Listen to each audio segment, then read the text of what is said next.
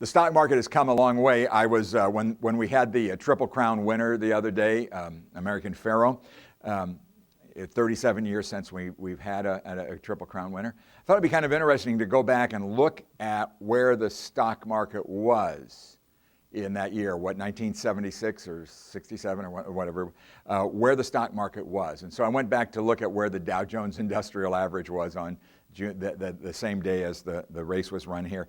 The Dow Jones Industrial Average, which is now tickling 18,000, was at 833. Okay, and have there been a few things happen to the economy, to the world, over those past 37 years? And yet, despite all of that, we see the market going from 800 and change to 18,000. That's really the story about investing. That's truly the story about investing. On a simple expression, I have no idea who made this statement, but someone once said, it's time, not timing, that makes for great investments. And if you approach investing from that perspective, you're going to do absolutely very, very fine. We are, as I say, right now, a lot of people are wondering, is the stock market too high? And listen, if you ever are foolish enough to watch things like CNBC and Fox Business and Bloomberg on TV, you would never own a stock in your life. All they do is tell you about all the bad things that are going on out there with companies and with the stock market in general. But when you kind of look at things and look around at what are your choices right now, this is the reason I believe the stock market has been going up so much, is because it's the only game in town. Okay, trust me, the folks at the credit union would love to pay you 6, 7, 8% interest on their CDs. They would desperately love to do that. Okay, but they can't. We live in a 1% world. We live in a 1% world, and so as a result, anything above that carries with it some type of risk. It doesn't make any difference. There is some risk involved with that. So you as an individual have to kind of make a decision about, are you going to continue being a saver, or are you willing to make the leap to be an investor? Because historically, it has been the investor that has done extremely well. I was talking to somebody today about savings bonds. I hadn't talked about savings bonds forever, okay? You buy a savings bond today, you'll earn about 1%, okay? About 1% a year on that, okay?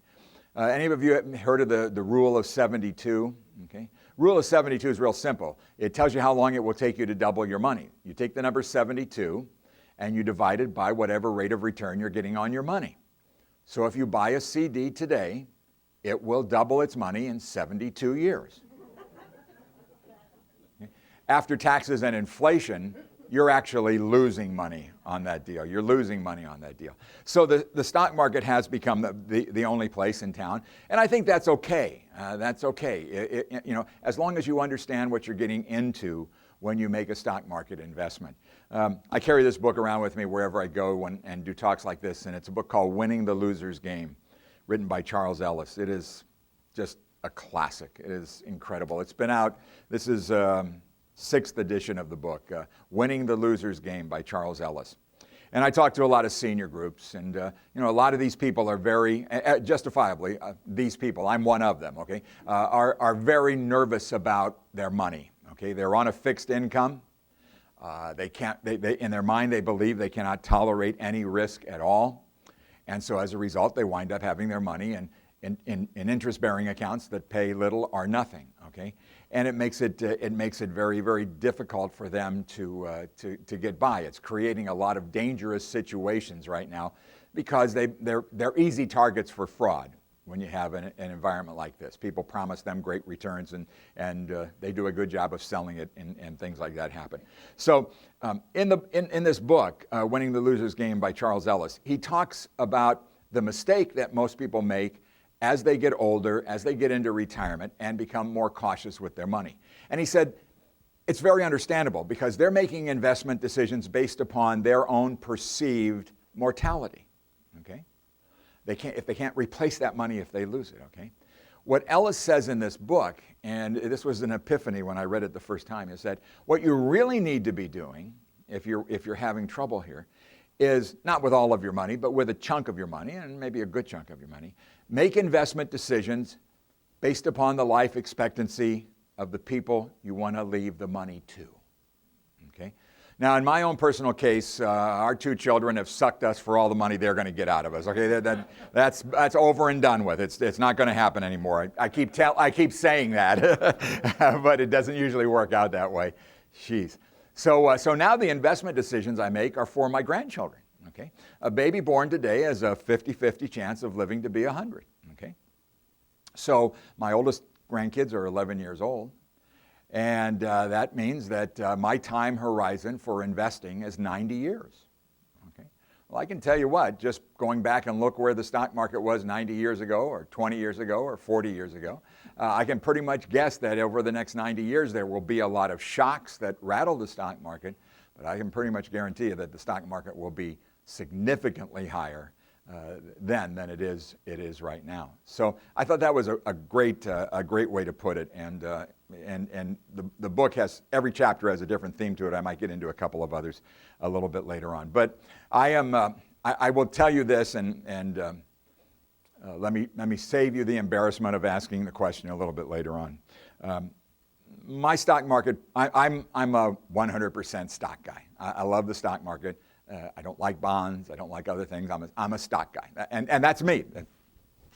That doesn't mean that you should be that way, but I'm a stock guy, and I love stocks that pay dividends. Okay, and for me, it's really been a very easy and simple process, and requires no work, no effort at all. One of my investment heroes is Peter Lynch, and Peter was a great money manager. He ran the Fidelity Magellan Fund for 15 years, and every year that he ran that fund, he outperformed the S&P 500. A portfolio manager today that outperforms the S&P 500 one time in 15 years is considered a genius. Okay, he did it every year that he managed that fund, and what I've learned from him. And I've been fortunate enough, I had a chance to interview him many times, and he believes that you should invest in things you know and understand. Pretty simple, okay?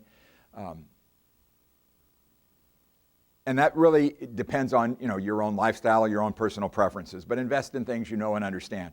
Lynch said you should never invest in a company that you can't describe by writing on one side of an 8.5 by 11 piece of paper with a crayon. Okay? You're not going to get many words on that piece of paper, so you better be able to explain it. But that's real simple. One of his other things that he says is if you spend 15 minutes a month managing your investment, you've wasted 14 minutes. And I agree 100% with that, absolutely 100%.